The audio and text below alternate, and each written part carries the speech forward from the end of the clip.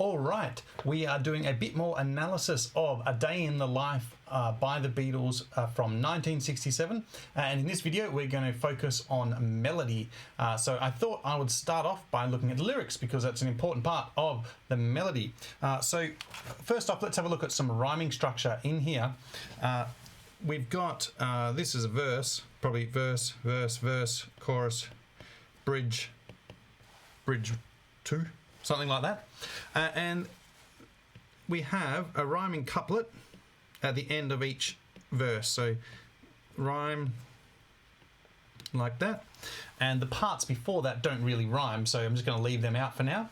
I'm not really an English lit major or anything, but this is kind of how I'm seeing it. And then we have, for the bridge, we have a more traditional rhyming structure. We've got A, A, B with this little C on the end. So A, B, and then C. So that's a really classic rhyming structure for the bridges there.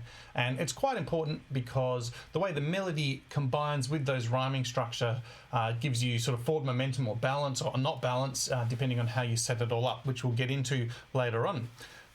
We also, talking about the lyrics, we have like a very conservative traditional setting of the stresses of the syllables matching the stresses in the music or the beats in the music. So I read the news today, oh boy, and that's really how they're set. That's where the main beats of the bar match those stresses. So, you know, it's not super syncopated. There's maybe a couple of sections that are a little bit syncopated, but most of it is not overly syncopated. All right, let's get into the actual melody then. So moving along. Oh, no, just before we actually melodic analysis, let me explain a concept called dependent and independent melodies. So an independent melody is a melody that stands up by itself. So think Amazing Grace or Mary Had a Little Lamb, something like that. It's a melody that just works, doesn't need anything else. A dependent melody is something that needs something else. So the most classic example of this would be Seven Nation Army. This riff goes... So we know that, but what's the melody for that song? You know.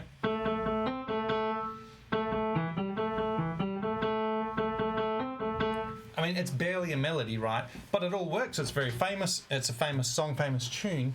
And so we would say the melody is dependent on the bass line. You can't have that song without that bass line. It just doesn't work. It doesn't sound like a song.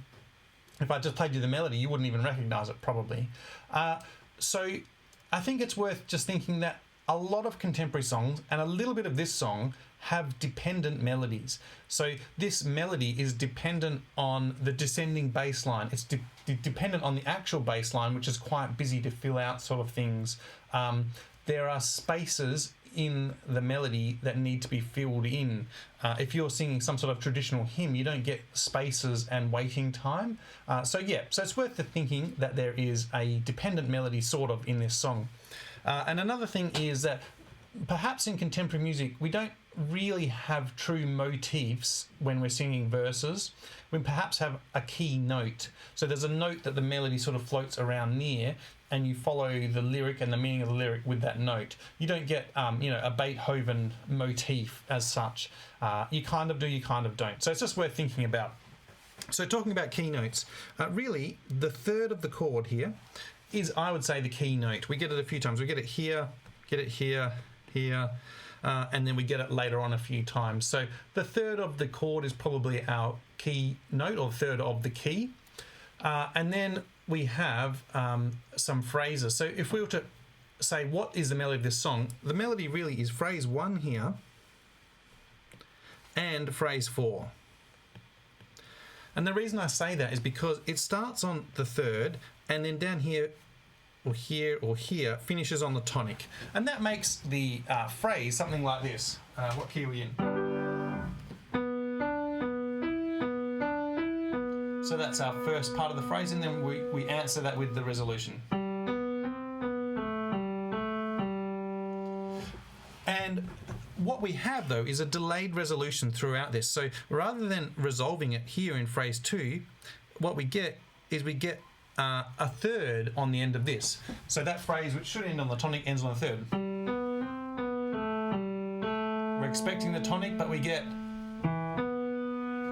And then we come back to phrase 3. Oh my gosh, that's hard to say. And again, we end on the 3rd. And then finally, we're allowed to finish on the tonic in phrase 4. Now, phrase 5, which is very unexpected, it's uneven, it's not what we're expecting to hear there, is acceptable kind of for 2 reasons. Because one, we have the rhyming couplet. So we've got laugh and graph, which are sung with an American accent.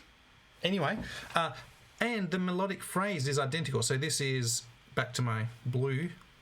Oh, didn't do it. But this is the same. These two are exactly the same melodic phrases. So you don't mind it. You know, musically you go, oh, it rhymes. It's the same melodic phrase. I can accept that even though it's the 5th line, which I wasn't expecting. So, you know, really interesting the way that kind of works, I think.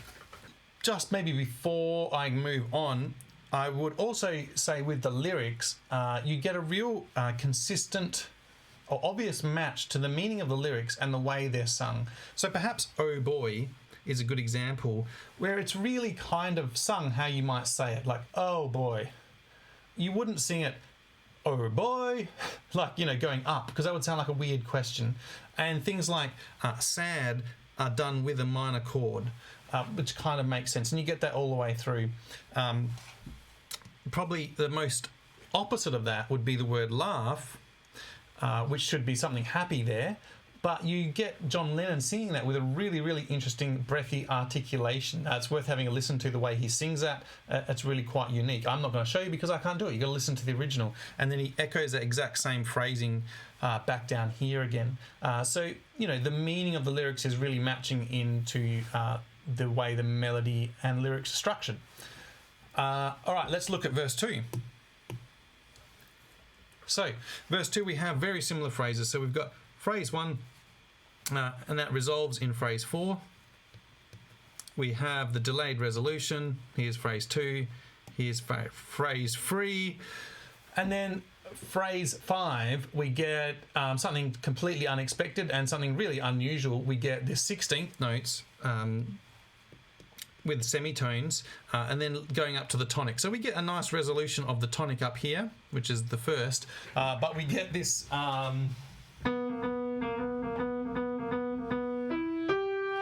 you know, like, it's unusual, right? And that little phrase is then sort of repeated a little bit later on, which we'll get to. But a really unusual phrase 5, you know, I don't even know how they thought of that. It's pretty wild. It works and it's great, but it's interesting. On to verse 3. Again, real similar stuff. We get phrase 1 resolving in phrase 4. We get it delayed. It's delayed in phrase 2. That resolution is delayed. And then we get phrase 5, which again is new-ish. It has the C and the B there, these two here, which we've heard in the 16th. Previously it was...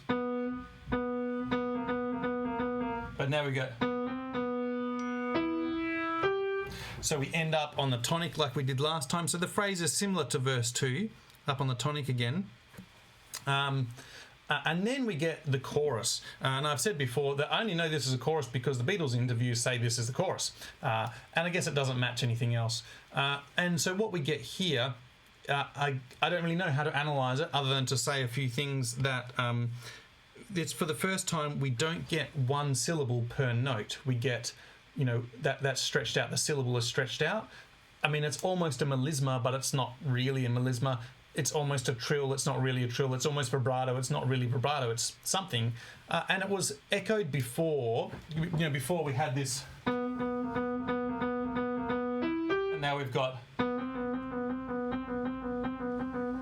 So it was something that was already foreshadowed and came earlier in the song. So it's really interesting, you know, I guess analyse it any way you can. But a bit of fun there. All right, let's move on. So where are we up to? Okay, so we're getting to the middle section. So the middle section is done in a double time feel or double time. So I've written it as a double time feel. And it sounds very different for a number of reasons. One, it's in a different key. 2, it's sung by a different person. And it's sung in a different style. It's really short and clipped and staccato, whereas John was singing his really smooth and stretched out and legato and all those kind of things. But when I sort of looked at it, I was interested that they kind of are similar melodies. And so what I did is I put it, both melodies side by side in the key of C, and I put the bottom one into double time as opposed to double time feel. And there are a lot of similarities, right? They both start on the 3rd to the 5th, so that's the same.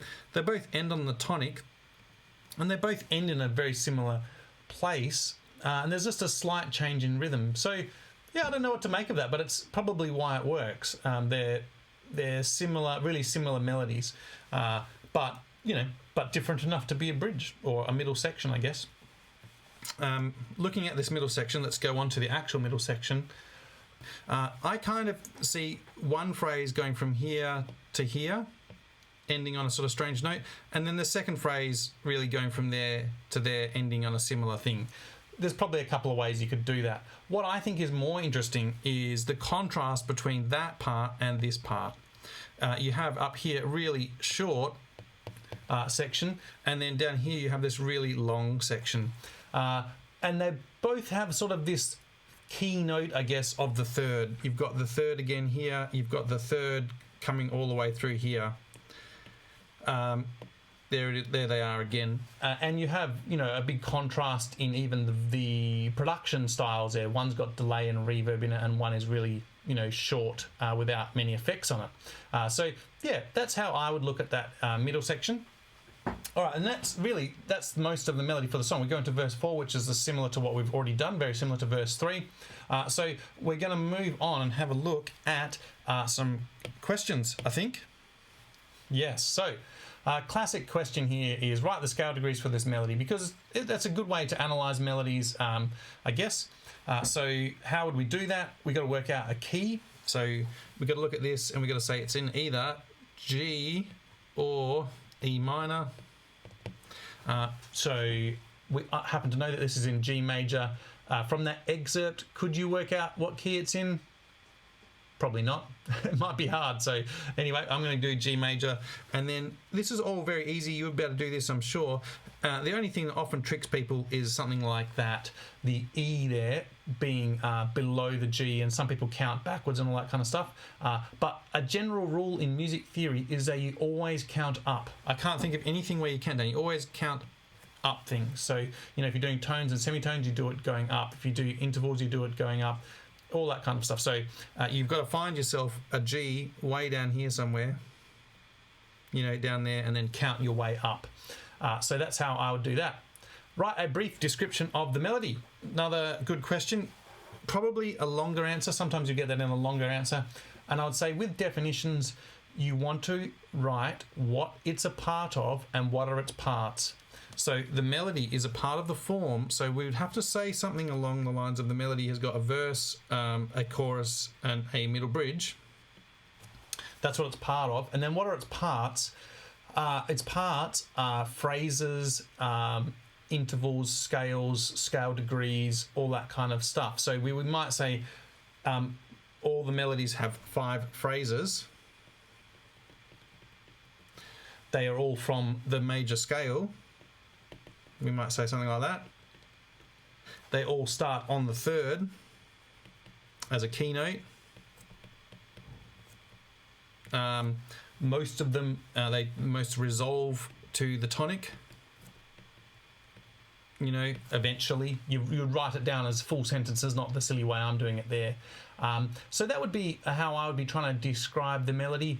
There's not a lot of room there to get your 3 marks. That's probably I've spent 15 minutes doing this video talking about melody. So you're trying to do it in 5 lines. So that's how I would be doing that one.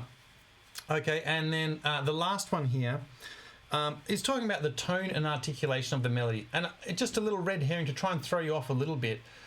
I think this is something you could do if you listen to it, but it can be confusing for people when they sort of hear a question like that, like tone. We don't often talk about tone, and sometimes tone is a bit grey, right? How are you describing tone? There's not pure musical words for it. So I'd try and be specific where you can. So we might say something like this is in a mid-tenor range. So the kind of B above middle C would be a mid-tenor range like that. We could say like that the verses here are sung very legato and soft dynamics. Those are things, musical words that we can put on there. We could talk, as far as tone goes, we could talk about the breathiness of something like laugh. You know how we talked about that before. So we could put that in as a really specific example. Laugh is sung with a really breathy legato sound. That's something we could say as far as tone. We could also talk about, if you listen to it, you can hear there's lots of scoops and falls. It's not like a piano playing these notes. It's definitely like scooping up and down into different notes. Like that "oh boy" line, it really falls down, "oh boy," something like that. So those are the kind of things that I would be trying to say. And I guess with tone, I think you can use a lot of words. So you could use clean and clear. A tone, it's articulate, good diction. It might be warm. You could say that for this song. And probably the thing you're trying to avoid with tone is getting it wrong. So there's probably a lot of ways to say the wrong thing. For example, it's not distorted, it's not overdriven, it's not brassy, it's not reedy, it's not nasally, all those kind of other words. So there's probably a lot of words that would be wrong. And so you want to really avoid those because that's going to give you the wrong answer. Okay, I think that's enough. I hope you enjoyed, and I will see you soon.